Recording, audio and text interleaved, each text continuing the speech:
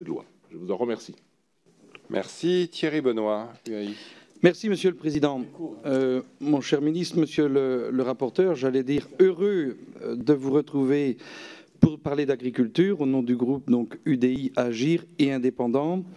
Et je voudrais appeler en préambule que nous devons avoir dans la nature, dans le cadre de nos débats, une ligne conductrice, qui est celle du revenu agricole et du revenu des agriculteurs.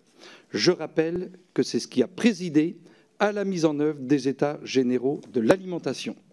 Je veux aussi rappeler que nous avons les meilleurs agriculteurs du monde.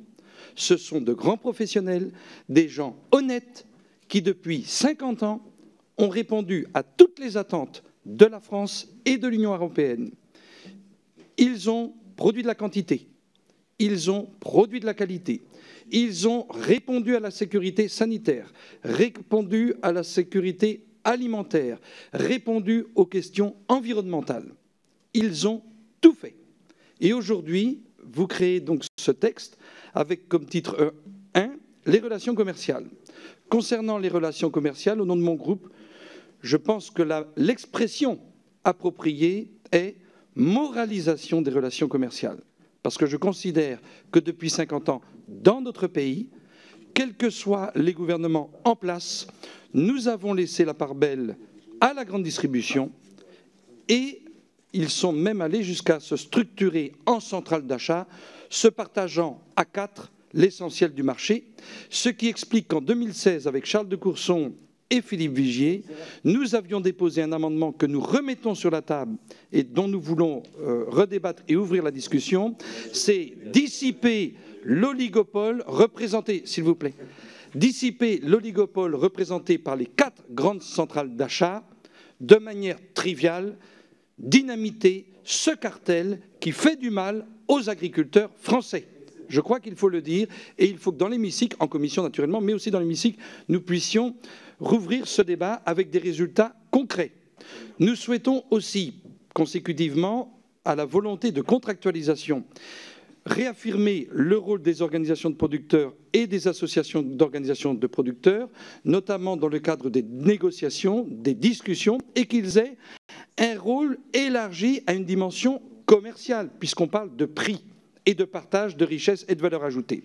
Naturellement, renforcer le rôle de l'Observatoire des marges et des prix, et je le dis ici, il faut que notre président Chalmin arrête de nous dire que nos agriculteurs doivent être plus compétitifs. Ils travaillent 10 heures, 12 heures, 15 heures par jour. Qu'est-ce qu'on veut pour qu'ils soient plus compétitifs? Qu'ils travaillent 24 heures sur 24? Et donc, naturellement, situer nos débats aussi dans un cadre et une dimension européenne.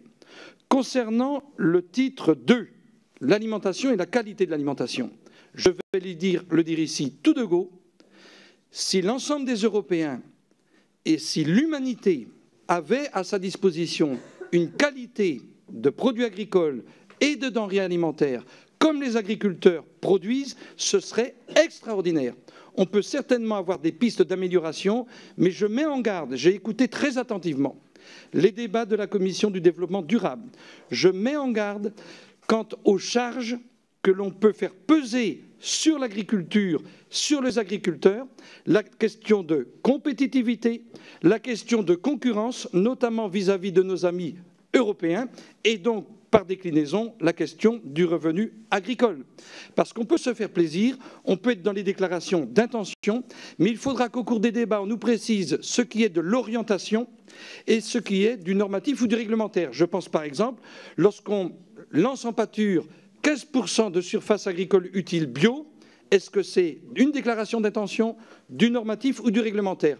Autre exemple, lorsqu'on veut séparer le phytosanitaire, la vente des produits phytopharmaceutiques, lorsqu'on veut séparer la vente et le conseil, ça va aller à l'encontre des distributeurs de proximité qui n'auront pas les moyens d'avoir des services techniques et des services de conseil et des services commerciaux. Dernier sujet qui nous intéresse, à nous, nous avons 4 minutes.